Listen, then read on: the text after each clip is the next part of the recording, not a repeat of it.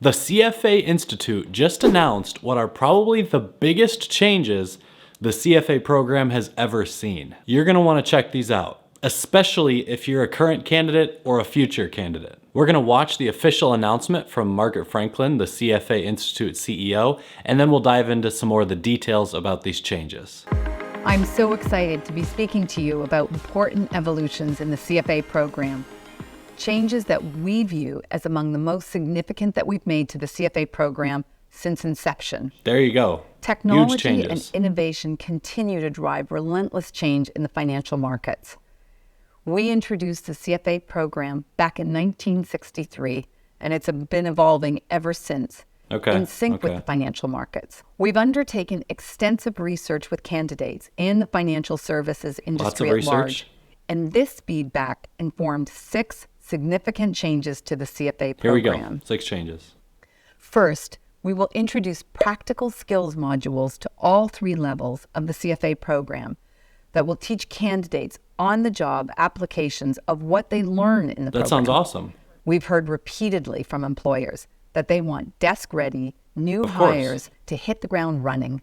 These new modules will appear as self-contained 10 to 15-hour courses that focus on highly practical, real-world applications. Real-world individual courses. These practical skills modules make so much sense to me. I've already seen some discussions around these on Reddit, and we'll get into the details in the second half of this video, but it's almost a no-brainer for any educational institution to not only provide education on a topic, but also teach people how to apply the information that they learned to any useful task rather than just reciting that information that they learned. One very important factor around these PSMs, though, is how the Institute is going to integrate them to the actual CFA exams. We will introduce specialized pathways at level 3 around private wealth management and private markets, while retaining the traditional portfolio management path. All 3 paths will be in pursuit of one credential, the CFA Charter. These pathways will begin with the level 3 exam. So those are all separate level 3 exams? Hold on, let's listen to that. All 3 paths will be in pursuit of one credential, the CFA Charter. These pathways will begin with the level 3 exams in 2025. What? What? How is that gonna work? We'll read the details here in a moment, but wow. It's not happening for a few years, but it's a big thing that's happening here. As part of our research, we performed job role and market analyses to determine the future needs of the investment industry. Great, thank you. Beyond portfolio management, 2 growth areas rose to the top: private wealth management and private markets. The 3 learning paths will have a common core, while each specialized path will teach candidates application of their skills through a lens most relevant to their chosen corner of the industry. I guess that does sound cool. We will also recognize the achievement of passing level 1 by awarding candidates an enhanced digital badge. We recognize that the CFA program is challenging and that the journey can be long. We want to emphasize value to candidates and employers alike along the journey, as opposed to only at the end. Okay, hold on, we need to stop there for a minute. That statement runs totally counter to everything that's ever been taught in the section on ethics in the CFA program about having passed one of the exams and not making a title out of the fact that you've cleared level 1 or cleared level 2. The Institute has always been extremely specific about how you can reference your progress throughout the CFA program, and they're specific for a reason. They don't want people to claim achievement or status, I guess in this case, by having gotten through part of the program. And that makes total sense. You should be able to say that you've cleared a certain level, but you're not a CFA level 1, or you're an ethics violation. So to get an upgraded digital badge, it feels a lot like saying, I'm a CFA level 1, look at my badge. I really don't like this change. I don't know why they would feel the need to do this. The personal investment in studying for the CFA program remains very high.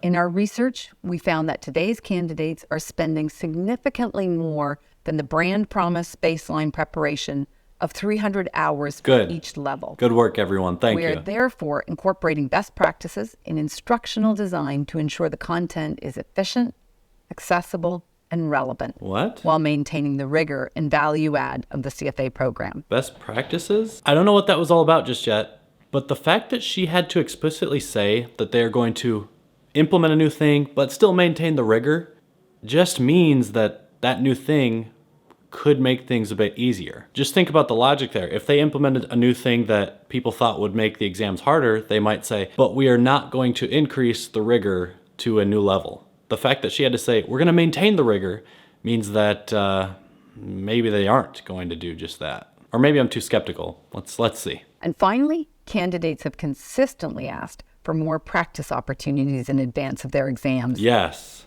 Candidates will have the Practice opportunity questions? to gain access to enhanced learning materials, such as significantly more practice questions. Yes. And 6 additional mock exams, Yo! initially at level 1, starting May 2023. Beautiful. In November of 2022, we announced the first of the program changes.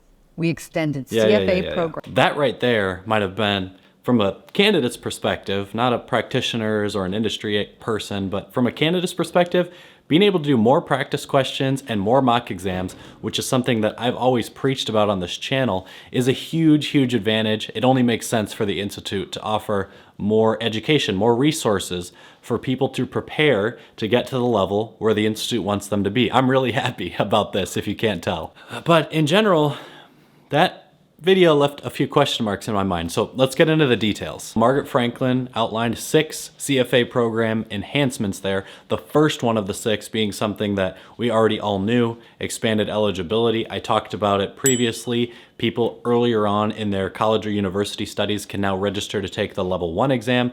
There are pros and cons to this, in my opinion. I'm not going to touch on all of them here. Watch my earlier video about that topic if you want to learn more about the new provision number 1. Enhancement number 2, which they're calling here hands-on learning, are the practical skills modules, or PSMs. And I think these are very, very interesting. They might end up being a little bit of fun. They're really cool to see from the CFA Institute. They'll start in 2024, and you can choose which PSM you want to partake in based on the level that you're sitting for. However, in my opinion, and some people are going to disagree with this, the options that we have for level 1 are a no-brainer, like everyone should do this one, and no way, no how, I don't know who would really benefit. Maybe 1% of the population would actually benefit from the second option. And those are financial modeling and then Python programming fundamentals. First, it's important to note that while only one PSM is required for each level, you can take both of them if you want to. You have to have at least completed the PSM to get your result for that exam. So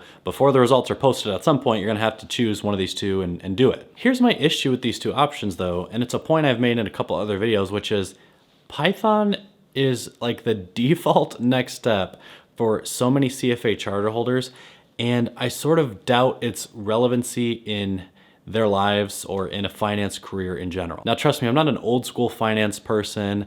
I'm not against coding or future uses of AI in finance or anything like that.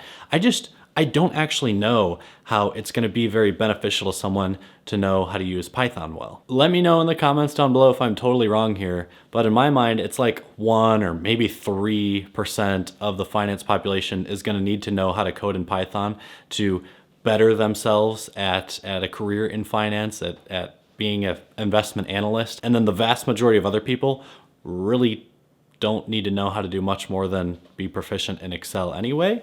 Maybe I'm crazy. I am biased here because for me personally, and I'll even go as far to say every other person in the finance field who's in a client-facing role or a front office role, there's no way you need to know how to use Python. It's just a skill you're very rarely, if at all, ever going to use. Enough complaining for me. All that is to say, I would certainly be going with option number 1. Then at level 2, we can choose between Python programming fundamentals, Python data science and AI, and then analyst skills. I'm not gonna restart my prior rant, so I'll just let you assume what I think the best choice of PSMs here is. The third program enhancement I don't think was touched on very much in the announcement video from Margaret Franklin, so this one may go unnoticed by some people. This is also very important. And the description is that they want a sharpened focus on what material is practically relevant and provide optional reference readings to candidates who wish to review or reference the basics. So right away I'm starting to go, wait, so you're telling me a lot of this information that you've been teaching thousands or millions of people throughout the last 50 years or more wasn't needed? Further on, they say that they're optimizing their content so that they can maximize learning while keeping study time to 300 hours per level. I think the Institute is well aware of another point I've been preaching for a while on this channel, which is that you need to study well more than 300 hours to give yourself a high degree of likelihood to pass all of the 3 levels. So they just don't want that to be the case, I guess? Okay. I'm really torn on this point because as you read on, the Institute says that they have research that shows that the majority of level 1 candidates are already very competent in some of the introductory financial concepts, such that they don't want to require these people to study for and test out of these concepts again. I'm sitting here looking at going, it is true, but I don't think it's a bad thing to require a refresher for people who you want to title as the gold standard in the investment industry, or in my words, some of the most capable financial analysts on the globe. It's not bad to require them to refresh on these prerequisites that I know for me, a lot of the stuff, economics, statistics, which is called quantitative methods in the CFA program, that stuff I did in my freshman year of college. And I didn't start the CFA program until a year after college. So there was a 5 to maybe 6 year gap for some of that information, where it was really important for me to get a refresher on all that, not just to be able to answer the questions correctly, but to improve my skills as an analyst, to be a better investor, honestly, in general. I get it. Some people, maybe the most advanced people, already have all these basic concepts memorized and learned, and they're proficient in them. But I would be willing to say that, but I don't feel like that's the majority of level 1 candidates. And I'm really surprised to see the Institute saying that the vast majority of people are already competent in these areas. I just know that this is also going to sabotage a small portion of candidates, but there's going to be a portion of people who think that they're a smart person. Maybe they're transferring into finance from a different field, or they've worked in finance for 10 years and now they're pursuing the CFA program. They're going to skip. A certain population of people are just going to skip through the pre-reading things that introduced the basic concepts, and they're going to have an extremely difficult time with whatever concepts the Institute leaves later on, and definitely with practice questions. And I think it will doom a lot of people's chances of becoming charter holders by not requiring some of this introductory stuff. So in general, I feel like I don't like the change. The 4th enhancement is the practice pack. I think this is a no-brainer. This is awesome. If I'm a candidate, I'm super excited by this. When I was just getting into the program, I think they were just phasing out posting old exam sessions, the questions from old exam sessions, on their website for public use after all of the results for that exam session had passed. So anyway, it used to be easier to get additional mock exams that you could study with, and that has not been the case over the past 4 to 5 years. So I really am happy to see 6 additional mocks coming to all candidates now. Read on and you'll see that they're also offering something called the Exam Day Experience, and I love this idea too. I've actually participated in something very similar to this. It was offered by Kaplan and administered by my local CFA society, but you go to a location and actually sit down for 3-hour blocks, or what are now I think 2.5-hour blocks, to answer the questions just like you would on the real exam day. It's very good for people who may be nervous or just feel more comfortable doing something after they've practiced it kind of live. I think it's an extremely useful tool. It just wasn't that available to a lot of CFA candidates previously. Now that type of thing will be available to all candidates, which is great. Next, we have the specialized pathways of level 3. This is the one I'm still the most hazy on. I don't totally understand how the exam is going to change based on what specialized pathway you choose. They say there are 2 new versions of the level 3 exam, which are private wealth and private markets, and they're going to keep the traditional portfolio management path. You get to choose the path that you want to take for level 3. You can't change it once you've selected it, and you select it at the time that you enroll for the level 3 exam. And don't worry, because if you're like, well, I feel like I'm missing out on a couple of the other things, the Institute has said that those other paths will be probably available as additional education once you're actually a charter holder. I'm torn on this one too, because I totally like the idea of being more practical and relevant and letting people learn about information that's going to be a lot more applicable to their life, their job. However, at the same time, it makes the CFA program a little less of a unified, difficult challenge. It's like a little bit different for everybody now, I guess, or at least for 3 different groups of people. The more I talk about this, the more I realize there is a whole heck of a lot of stuff changing about the CFA program.